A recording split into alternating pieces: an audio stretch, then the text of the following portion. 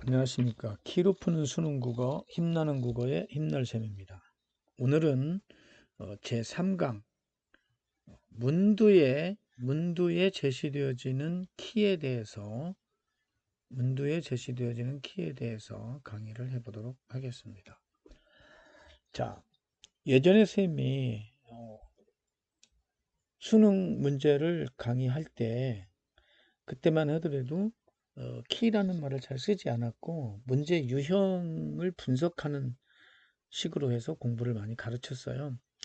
문도 유형에 맞게끔 그 유형에 맞는 풀이법을 익히는 게 중요하다. 이렇게 강의를 했는데 학생들이 반문하는 게 뭐냐면 쌤 그런데요. 막상 시험지를 받아들였을 때 이 문제는 어떤 유형에 속하는지를 잘 모르겠어요.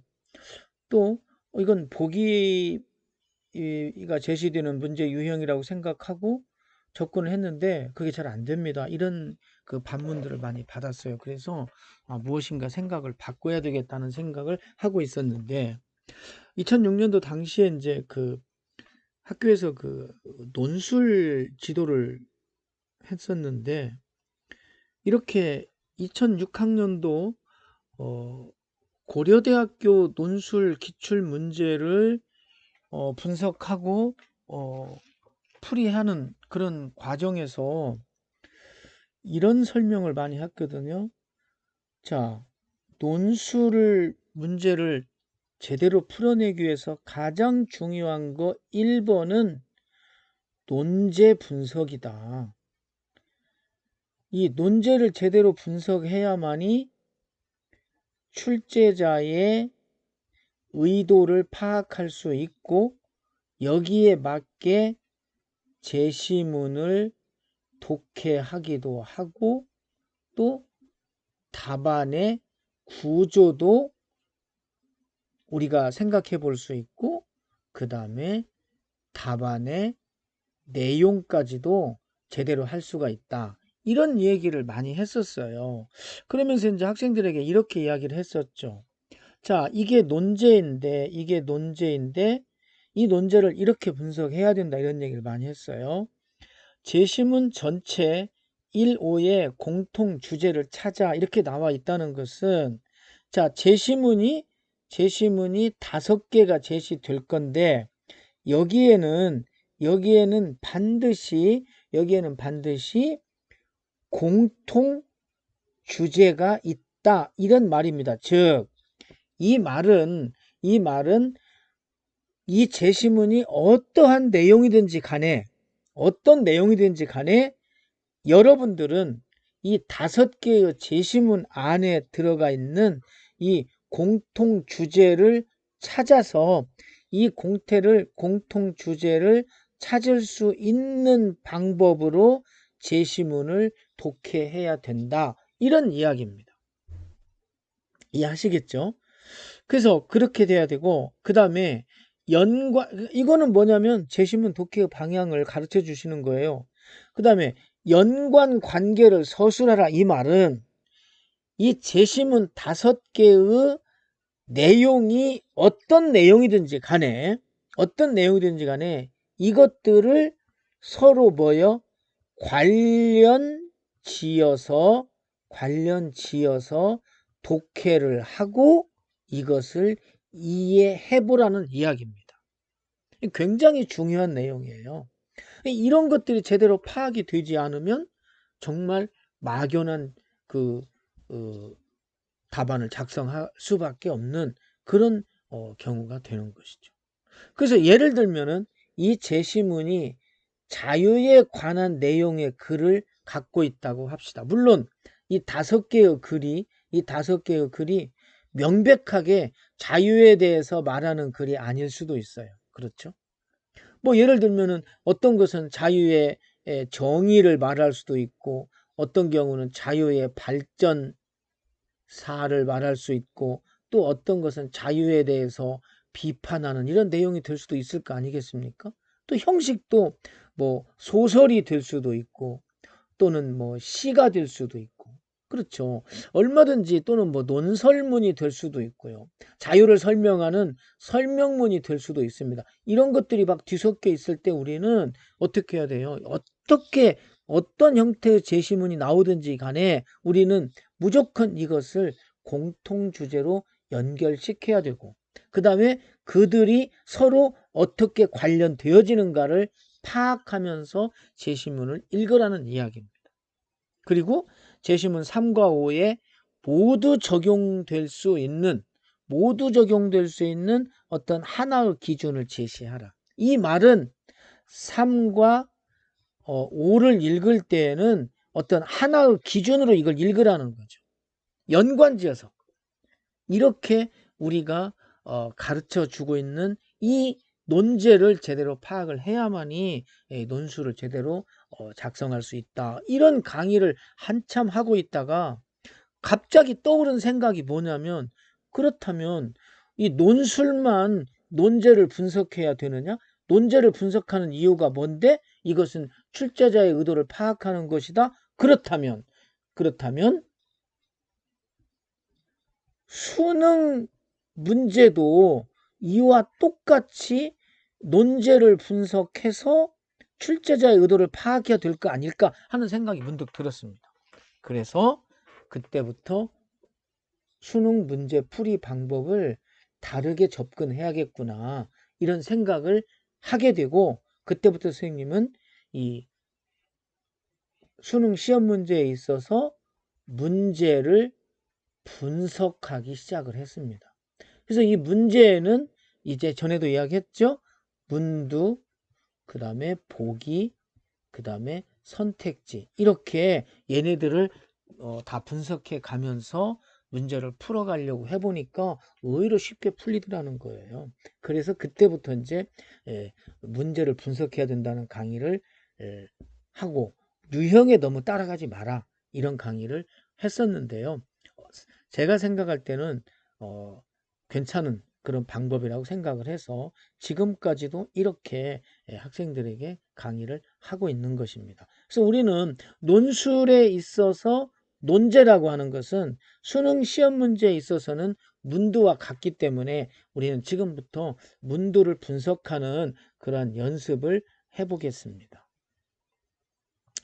자, 2009학년도 9월달 평가원 문제로 나왔던 겁니다. 쌤이 이 논제를 분석해야 된다고 하는 그 강의를 한참 하고 있을 때 이 문제가 나왔었고요. 실제로 학생들이 그렇게 풀었던 학생들도 많이 있었고 또 그렇게 못 푼 학생도 있었는데요. 우리는 이 문제를 통해서 논제를 분석한다는 것이 얼마나 중요한 것인지를 한번 보도록 하겠습니다. 물론 이제 이 지문 내용 전체를 잘 이해를 하고 뭐 예비 조건이라든가 뭐 이런 것들을 잘 이해를 하고 문제를 풀면 훨씬 쉽겠습니다만은, 논제만 보더라도 우리는 바로 출제자의 의도가 무엇인가를 파악할 수 있고 쉽게 답을 찾을 수 있다는 것입니다. 자, 그래서 우선 먼저 여기에서 뭐 이거 안 봐도 되겠지만은 밑줄친 기억이 뭐냐면 내일 우리 집보다 더 큰 곰인형 사올게 이겁니다. 그러니까 아빠가 딸의 생일 선물을 사왔어야 되는데 그날 사오지 못했습니다. 그래서 딸에게 미안해서 아빠가 딸에게 하는 말이에요. 내일 우리 집보다 더 큰 곰인형 사올게 이렇게 말을 한 겁니다. 자, 그러면 우리가 이제 여기를 보시면 이렇게 문제가 나와 있어요. 여러분들이 딱 보시기에 문두도 두 줄이나 되고 보기도 막 두 개나 나와 있어 가지고 뭔가 복잡하고 어렵게 느껴진단 말이에요. 그래서 우리가 이것을 헷갈리기 시작을 하는데, 이걸 그냥 아무 생각 없이 그냥 푼다고 해봐요. 그러면 보기 일은 기억의 예비 조건이다 이런 말이 나와요. 근데 우리가 여기 앞에서 이 지문을 읽었을 때, 이 지문을 이제 다른 문제도 풀이하니까 지문을 읽었겠지 않습니까? 읽었을 때 보니까 이렇게 뭐 예비 조건이라든가 이런 말들이 막 나와요. 그렇죠? 이렇게 예비 조건을 어긴 요청이다 뭐 이런 말이 나오니까 이제 자꾸만 여기 나와 있는 이 지문에 나와 있는 이 예비 조건이라고 하는 것과 연결지어서 생각하기 시작하는 순간 이 문제는 지극히 어려워져 버리는 것입니다. 그런데 우리가 여기 나와 있는 이 문도를 잘 분석만 한다면 이 문제는 정말 쉽고 너무너무 허망한 그런 문제가 되고 말았어요. 자, 우리가 그러면 여기 있는 문두를 한번 보도록 하겠습니다. 자, 보기 1은 기억의 예비 조건이다. 이렇게 말을 하고 있습니다. 여러분들이 여기 보시는 것처럼 여기 나와 있는 이 보기 1이 기억의 예비 조건이에요. 그러면 우리는 머릿속에서 아까 저기 앞에 지문에서 읽었던 그 예비 조건이라고 하는 것을 막 생각해서 연관 지으려고 할 것입니다. 그렇죠? 그런데 우리는 그렇게 할 필요가 없는 거예요. 무슨 소리냐면 여기서 나와 있는 이 보기에 나와 있는 예비 조건이 무엇인지를 여기서 파악을 하면 된다는 거예요. 뭡니까? 집보다 큰 곰인형 사오는 것을 딸이 좋아할 거야. 내가 어제 오늘 생일 선물로 딸에게 선물을 사오지 못했는데 내가 오늘 못 사왔지만 내일 딸에게 집보다 큰 곰인형 사온다고 하면 딸은 엄청 좋아할 거야. 이렇게 생각하고 있는 거예요. 그리고 두 번째, 나는 집보다 큰 곰인형을 사올 수 있어. 이런 두 가지의 이런 생각을 했기 때문에 이런 거에서부터 아빠는 기억과 같이 말을 했다는 거예요. 무슨 말인지 알겠죠? 자, 먼저 아빠의 머릿속에 집보다 큰 곰인형을 사오는 것을 딸이 좋아할 거야. 나는 그런 곰인형을 사올 수 있어. 이런 생각이 들었기 때문에 밑줄 친 기억, 아빠가 내일 집보다 큰 곰인형 사다 줄게. 이렇게 말했다는 거예요. 이해하시겠죠? 그러면 여기서 보시는 바와 같이 우리는 이 예비 조건이 나오게 된 잘못 말했습니다. 기억이라는 말이 나오게 되는 예비 조건이 무엇인지 알았죠? 그렇죠? 그러면 이 예비 조건 이겁니다. 이거. 자, 근데 문제는 이제 문두를 보면 보기 이런 기억의 예비 조건이다. 그랬으니까 우리는 이 예비 조건이 무엇인지를 보기 1에서 파악을 하라는 거예요. 이해하시겠죠? 그래서 우리는 여기서 금방 했던 것처럼 자, 1과 2 두 가지를 파악을 했습니다. 그렇죠? 그 다음에 기억에 대해서 보기 2와 같이 차례로 반응을 보였다 그랬습니다. 기억에 대해서 기억은 뭡니까? 아까 얘기했죠. 집보다도 더 큰 인형을 아빠가 사오겠다 하는 거예요. 여기에 대해서 보기 2와 같이 반응을 보였습니다. 자, 여기에서 우리는 반응이라고 하는 것에 주목을 해야 됩니다. 이렇게 반응을 보였어요. 이것까지 하고 같이 설명할게요. 예비 조건에 대한 태도가 다른 사람이에요. 뭐라고 그랬습니까? 태도가 다른 사람이 누구냐고 물어봤어요. 뭐에 대한? 예비 조건에 대한. 예비 조건 아까 여기서 파악했던 거죠. 그러면 여기서 우리가 진짜로 알아둬야 하는 것은 뭐냐면 여기 있는 반응이나 태도입니다. 여러분들이 문제를 풀다 보면 문두에서 이렇게 반응이나 태도라고 하는 문제가 많이 나와요. 자, 이럴 때 우리는 가장 먼저 어떤 생각을 해야 하냐면 이분법적으로 접근해 보는 거죠. 이 반응과 태도에 대해서 무조건 긍정적인 반응을 보일 것이다. 아니면 부정적인 반응을 보일 것이다. 이렇게 먼저 나눠보는 거죠. 그렇다면 여기서도 마찬가지예요. 예비 조건 아까 말했죠. 아빠가 인형을 사올 수 있을 것이다.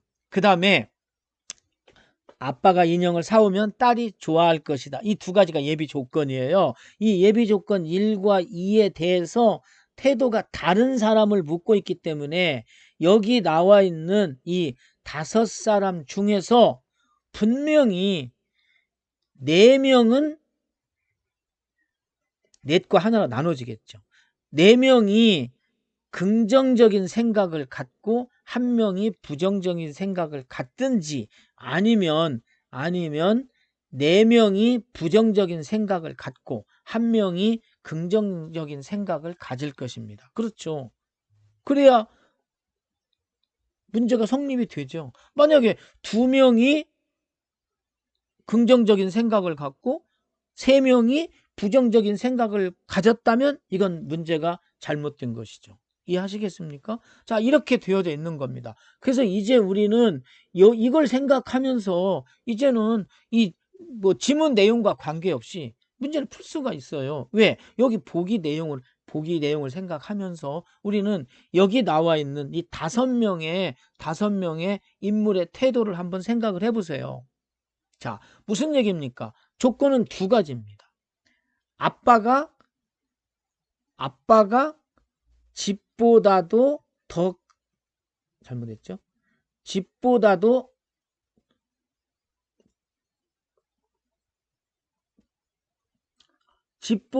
더 큰 그 인형을 사왔을 때로 생각을 해보세요. 자, 집이 있고 인형이 있는데 집보다 더 큰 인형을 사올 수 있다는 것, 이거 첫 번째, 그쵸? 이게 가능하다. 그리고 2번째 예비 조건은 뭐였냐면 딸이 엄청 좋아할 것이다. 이 2가지 조건입니다. 이거에 대한 태도가 다른 사람을 찾아보라는 거예요. 자, 딸은 뭐라 그랬습니까? 아빠, 그렇게 큰 곰인형이 어딨어? 이 말은 뭐예요? 이거는 1번을 부정하는 거죠. 무슨 소리야?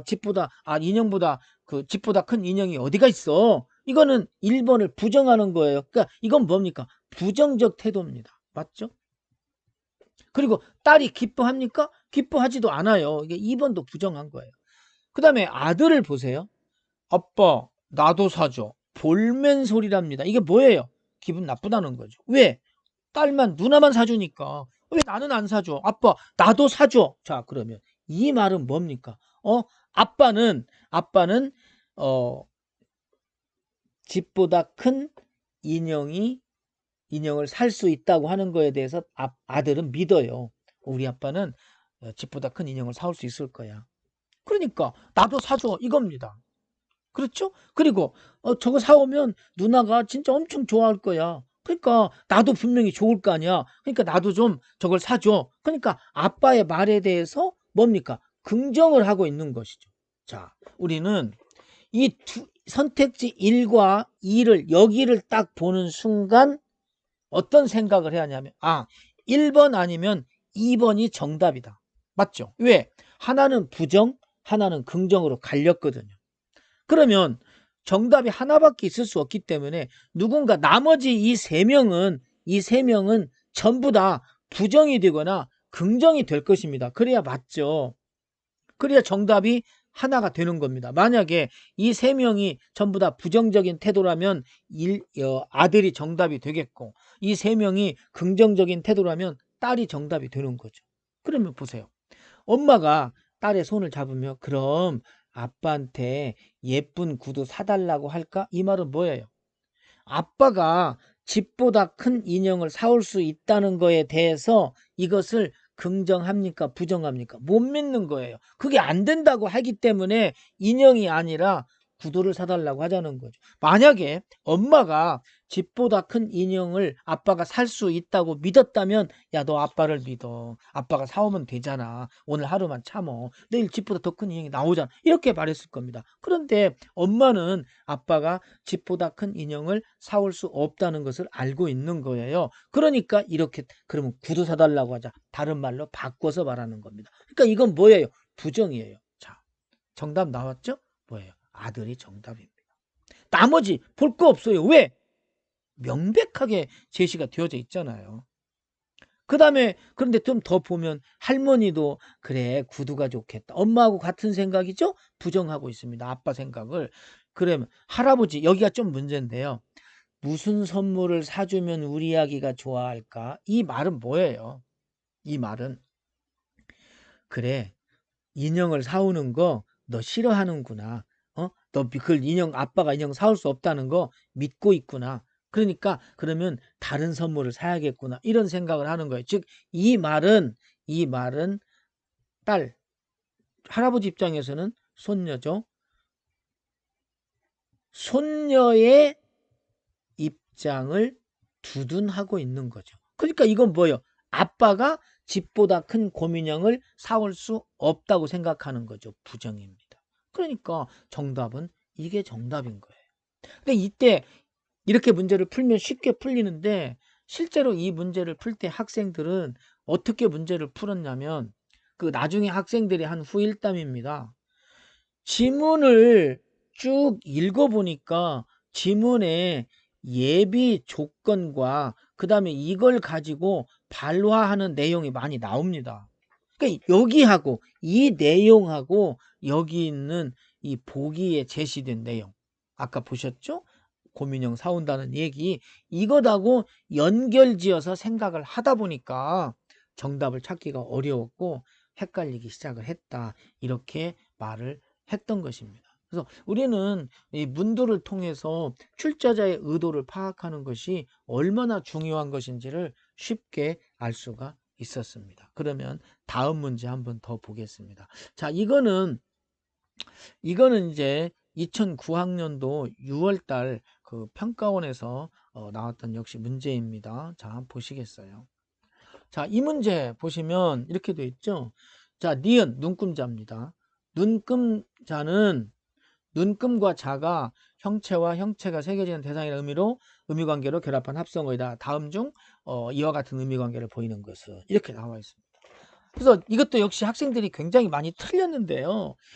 많은 학생들이 2번이 정답이라고 체크를 한 경우가 많았어요. 왜냐? 딱 보니까 눈금자, 삼각자 눈에 들어오죠.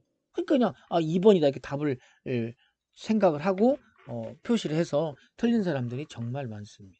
자, 그런데 이것도 우리가 한번 분석을 해보도록 하겠습니다. 자, 니은은 눈금과 자가 그랬어요. 니은은 뭐냐면 이 니은이 눈금 자거든요. 근데 이 눈금과 자가 보세요.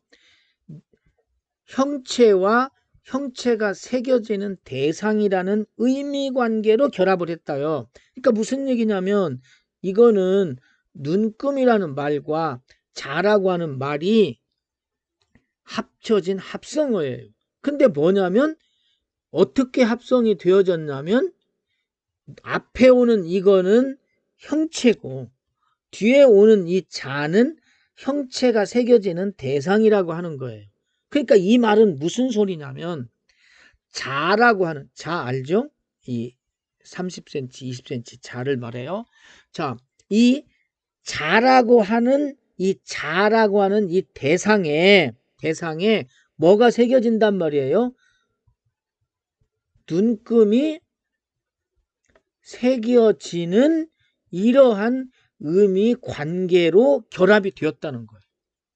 이해하시겠죠? 이거는 출제자가 답을 가르쳐 주었습니다.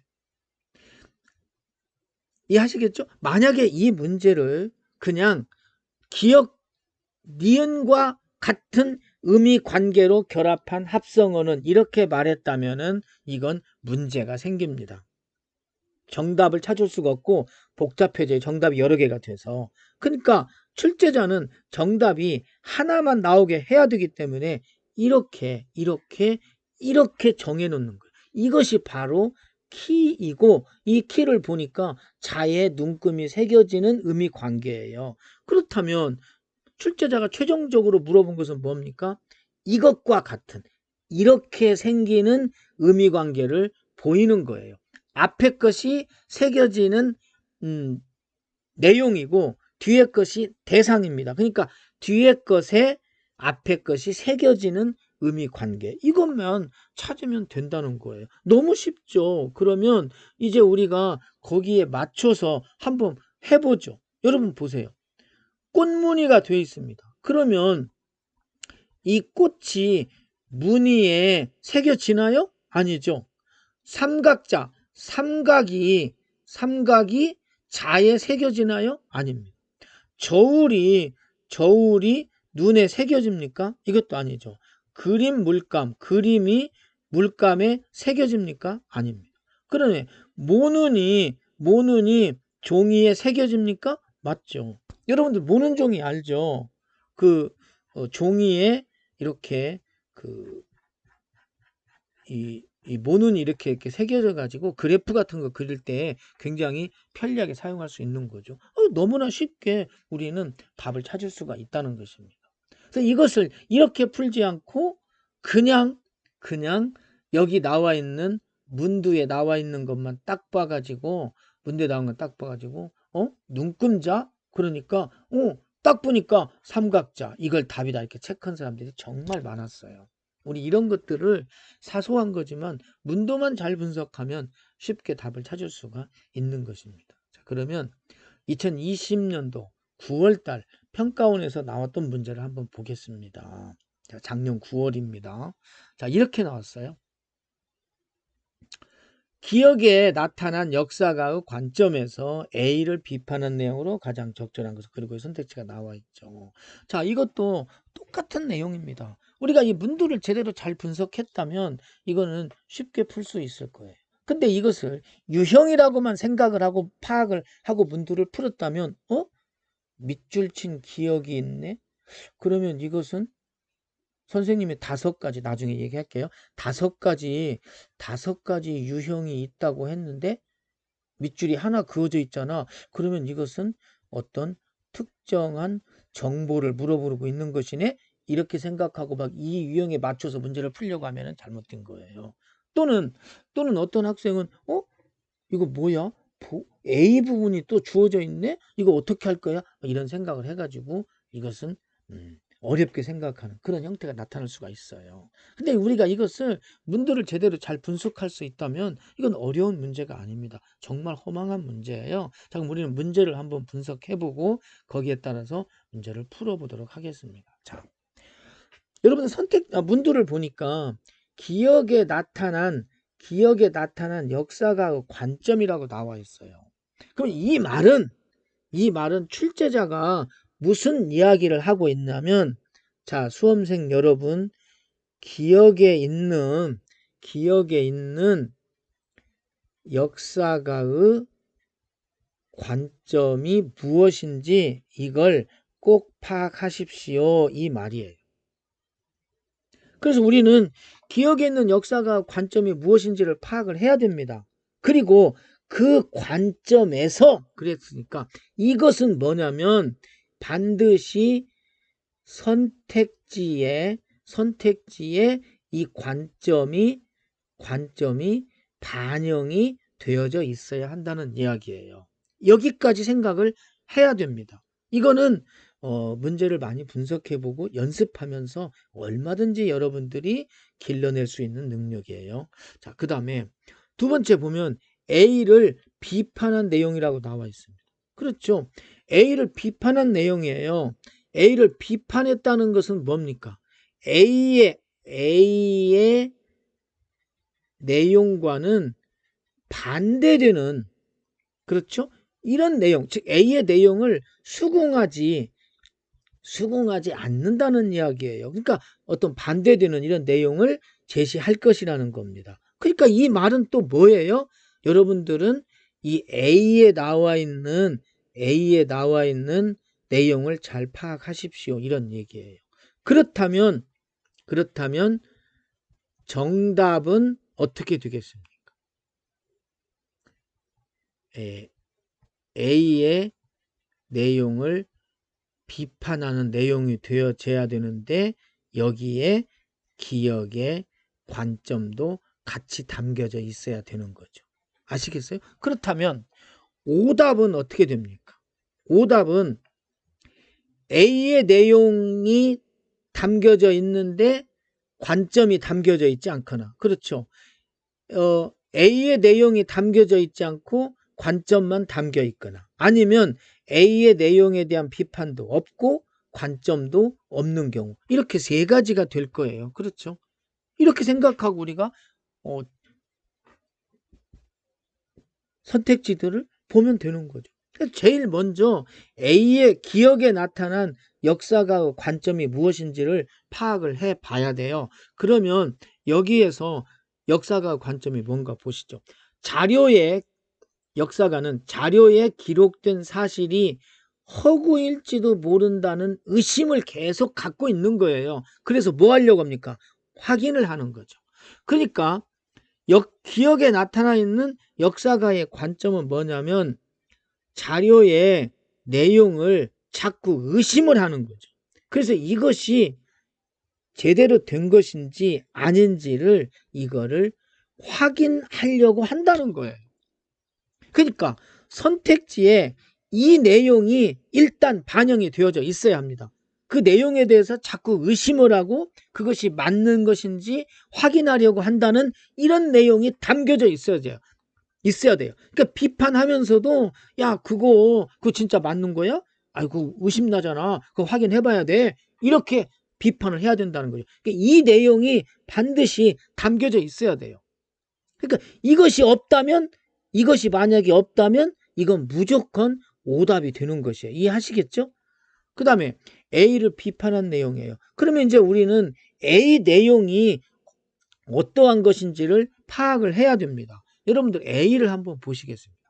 자, 영화는 허구적 이야기의 역사적 사실을 담아냄으로써 새로운 사료의 원천이 될 뿐만 아니라, 즉 뭐예요? 허구적 이야기지만 사실을 담아가지고 새로운 자료의 원천이 된다. 새로운 사료의 원천이 되고 또 대안적 역사 서술의 가능성도 있다. 이해하시겠죠? 첫 번째, 두 번째. 그 다음에 영화는 공식 제도가 배제했던 역사를 사유에 되돌려주는 아래로부터의 역사의 형성에 기여한다. 그러니까 공식 제도에서 배제되었던 것을 사유에 돌려줄 수 있는, 그래서 뭐예요? 아래로부터 역사 형성에 기여할 수 있대요. 이게 세 번째 내용이 되는 것입니다. 공식 제도에서 배제되었던 것을 끌어낼 수가 있다. 그 다음에 평범한 사람들의 회고나 증언, 구전 등의 비공식적 사료를 토대로 만드는 영화 작업. 그렇죠? 이것이 빈번하게 이루어진다. 네 번째 뭐예요? 좀 비공식적인 사료를 가지고도 영화를 만든다. 그러니까 그래야 공식 제도에서 배제됐던 것을 드러낼 수 있겠죠. 자, 그 다음에 그리고 그렇게 해서 이런 것들을 해가지고 그래서 영화는 하층 계급, 피정복 민족처럼 역사 속에서 주변화된 집단의 목소리를 표현한다. 이해하시겠죠? 그러니까 이런 얘기예요. 결국에는 공식적인 그런 입장에서 배제되었던 그런 사료, 비공식적인 사료를 가지고 역사 속에서 중심적인 인물들이 아닌 주변화된 집단의 목소리를 표현한다. 이렇게 영화는 공식 역사의 대척점에서 활동하면 왜 대척점입니까?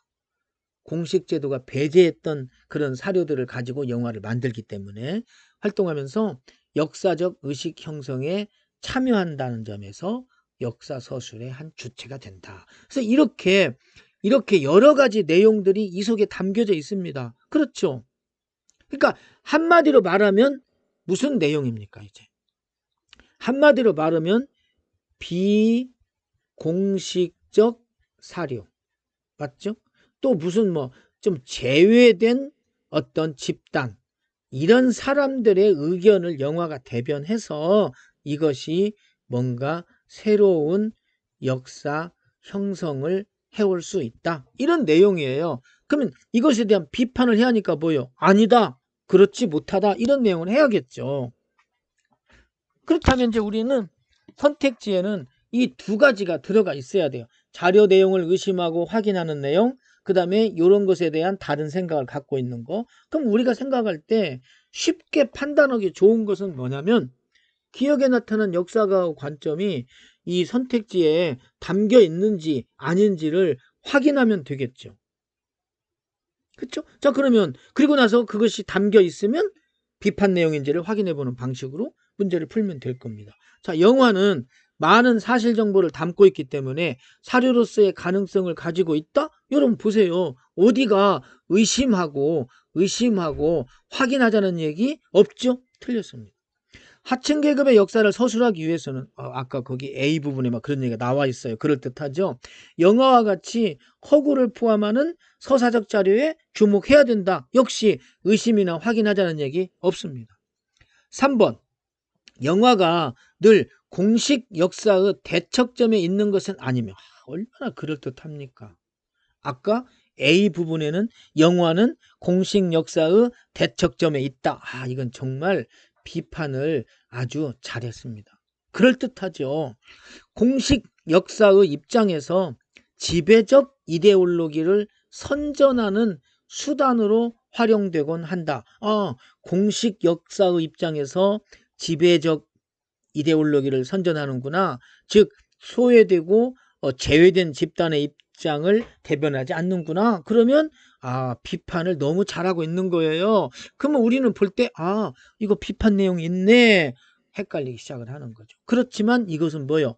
기억의 관점, 의심하고 확인하자는 내용이 안 담겨 있어요. 틀렸어요. 그 다음에 주변화된 집단의 목소리는 그 집단의 이해관계를 반영하기 때문에 이것도 정말 아주 그럴듯하게 비판하고 있습니다. 그렇죠? 그것에 바탕을 둔 영화, 주변화된 집단의 목소리만 반영하는 그것에 바탕을 둔 영화는 너무 주관에 매몰된 역사 서술이다. 정말 어쩌면 이렇게 비판을 잘하고 그럴듯한 말로 제시를 해놓고 있습니까? 그러나 기억의 관점이 역시 의심 확인이 담겨있지 않단 말이에요. 틀렸죠. 그 다음에 5번 기억이나 구술 증언은 거짓이거나 변형될 가능성이 있기 때문에 다른 자료와 비교하여 진위 여부를 검증해야 한다. 예, 이거 바로 뭐예요? 여기서 말하고 있는 의심 확인하는 내용이죠. 의심 변형될 가능성이 있기 때문에 여기가 뭐예요? 여기가 의심하고 있는 거예요. 그 다음에 진위 여부를 검증하자. 이것이 뭐냐면은 확인하는 거예요. 확인. 그렇죠? 확인하는 거예요. 그러니까 그렇게 해야만이 그 다음에 사료로 가능하다. 아무거나 다 사료로 쓸 수 있는 것이 아니다. 그러니까 이것은 뭐냐면 아까 말했던 그 주변적 집단을 위한 또는 비공식적 제도입니까? 사료입니까? 이런 거에 대해서 이걸 사용할 수 없다. 이걸 무조건 사용해서는 안 된다.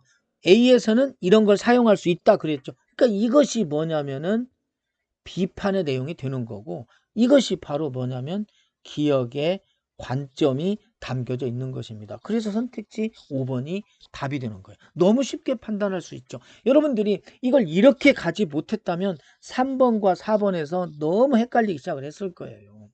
왜? 너무 그럴듯하게 비판을 하고 있는 내용이거든요. 그러니까 이게 고민을 하기 시작을 하는 거죠. 그리고 시간이 많이 소비되고 이런 식으로 우리가 이렇게 문제를 풀어서는 틀릴 수도 있고 또 시간도 많이 소비될 수 있다는 것입니다. 자, 우리는 지금까지 이 문두를 분석을 해서 여기에 담겨져 있는 키 이것을 찾아서 우리는 정답을 찾아보는 이런 공부를 해 봤습니다. 오늘 강의는 여기까지 마치겠습니다. 여러분들은 이런 것들을 공부할 때 처음에는 잘 안 되고 시간도 많이 걸리는 것 같고 그래서 불안하고 막 그럴 것입니다. 그러나 이거 여러분들이 문두 분석을 한 20에서 30문제만 계속 분석을 해본다면 바로 여러분들은 문제를 분석할 수 있는 안목이 생기는 거예요. 이걸 가지고 우리는 문제를 풀 수 있다는 것입니다. 아무쪼록 여러분들은 열심히 공부하시고